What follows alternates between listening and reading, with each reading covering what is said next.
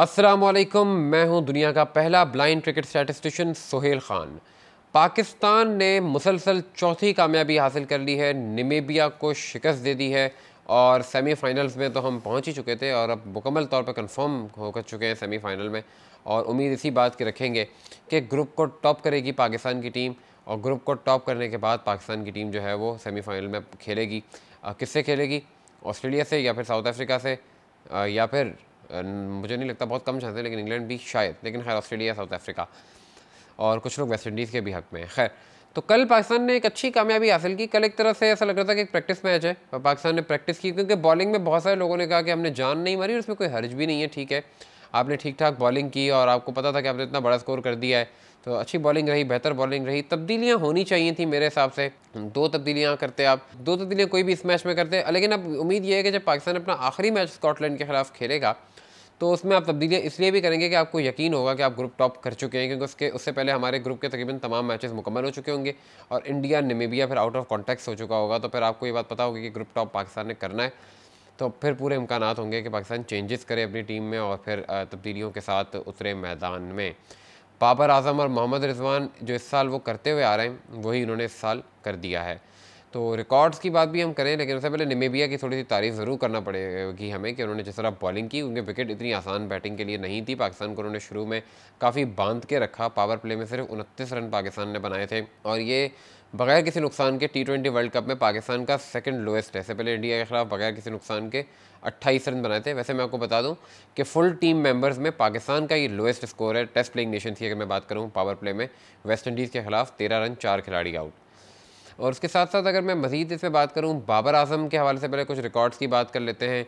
बाबर आजम जो हैं उन्होंने कल 50 स्कोर किया। वो एज कैप्टन T20 क्रिकेट में सबसे ज़्यादा 50s बनाने वाले खिलाड़ी बन गए हैं।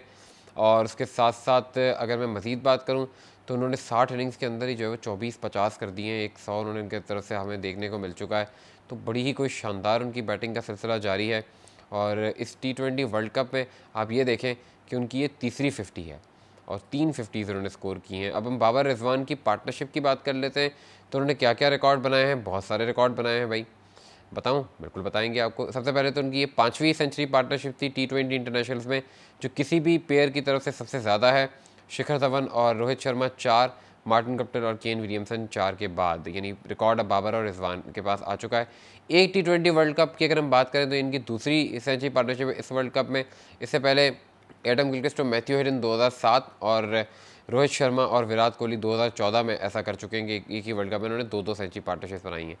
ओवरऑल अगर इनके पार्टनरशिप के स्टैट्स हम आपको बताएं, जो आप हमारी यकीनी तौर पे स्क्रीन पे देख भी रहे होंगे, कि उन्होंने 1134 रन एक साथ बनाए हैं 63 की एवरेज के साथ। 5 सेंचुरी पार्टनरशिप्स हैं और 3 50 पार्टनरशिप्स हैं। आप लोग सोच रहे होंगे मैंने बाबर की बात कर ली, मैंने सबकी बात कर ली, मैंने एक बात नहीं की। किसकी? मोहम्मद रिजवान की, क्योंकि मैंने उसके लिए बहुत अलग से बहुत सारी चीज़ें सोची हुई हैं। मोहम्मद रिजवान की बात तो मैं अब करूँगा। मोहम्मद रिजवान के रिकॉर्ड्स की बात कर लेते हैं। मोहम्मद रिजवान सिर्फ 49 रन दूर हैं T20 इंटरनेशनल क्रिकेट में एक साल में 1000 रन मुकम्मल करने वाले वो पहले खिलाड़ी बन जाएंगे अगर वो 49 रन बना लेते हैं। और बात यह है कि इससे पहले यानी सबसे ज़्यादा रन का तो उनका रिकॉर्ड है ही, उन्होंने रिकॉर्ड पॉल स्टर्लिंग का जो है वो तोड़ दिया था। अच्छा, एक और बात, मोहम्मद रिजवान अगर 5 रन बना लेते हैं मज़ीद तो वो एक साल में ओवरऑल T20 क्रिकेट में क्रिस गेल के 1665 रन का रिकॉर्ड भी तोड़ देंगे। यानी एक साल में इंटरनेशनल में भी रिजवान आगे रिकॉर्ड उनके पास और ओवरऑल T20 क्रिकेट में भी उनके पास। और दोनों रिकॉर्ड्स में दूसरे नंबर पे कौन है? बाबर आजम। अगर मैं बात करूं इंटरनेशनल की तो रिजवान के पीछे 721 रन के साथ हैं और ओवरऑल T20 क्रिकेट में इस साल बाबर आजम रिजवान से 100 रन कम यानी 1561 रन के साथ दूसरे नंबर पे। यानी रिजवान और बाबर इस साल न सिर्फ इंटरनेशनल क्रिकेट को बल्कि 2020 ओवरऑल इसको भी डोमिनेट कर रहे हैं। बहुत लोग मोहम्मद रिजवान की बैटिंग स्टाइल पे बात करते हैं कि मोहम्मद रिजवान बैटिंग किस तरह करते हैं और बड़ा शुरू में स्ट्रगल करते हैं, ये वो। तो कुछ आपको स्टैट्स इनके इस साल के इंटरनेशनल के जो T20s के वो शेयर कर देता हूँ। पावर प्ले में मोहम्मद रिजवान ने अब तक 355 रन बनाए हैं 122 के स्ट्राइक रेट के साथ, 12 छक्के। ठीक है, मिडल ओवर्स में जब पावर प्ले गुजर जाता है तो रिजवान ने 130 के स्ट्राइक रेट के साथ 414 रन बनाए हैं। 130 के स्ट्राइक रेट के साथ 414 रन उन्होंने स्कोर किए हैं। और डेथ ओवर्स की मैं बात करता हूँ, यानी जब रिजवान पहले 15 ओवर्स खेल चुके होते हैं तो उसमें तो फिर बहुत ही अनबिलीवेबल रिकॉर्ड है। डेथ ओवर्स में मोहम्मद रिजवान T20 इंटरनेशनल में इस साल आउट नहीं हुए। जी हाँ, मोहम्मद रिजवान इस साल T20 इंटरनेशनल में डेथ ओवर्स में आउट नहीं हुए। 182 रन उन्होंने बनाए हैं। स्ट्राइक रेट क्या है पता है आपको? 233 का स्ट्राइक रेट है। यानी रिजवान जब सेट हो जाते हैं तो फिर उनकी परफॉर्मेंस इतनी शानदार होती है कि वो इतना एक्सेलरेट करते हैं आखिर में कि ना तो आउट होते हैं, और उनका स्ट्राइक रेट देखिए कि 233 का है। इसमें 11 छक्के भी शामिल हैं।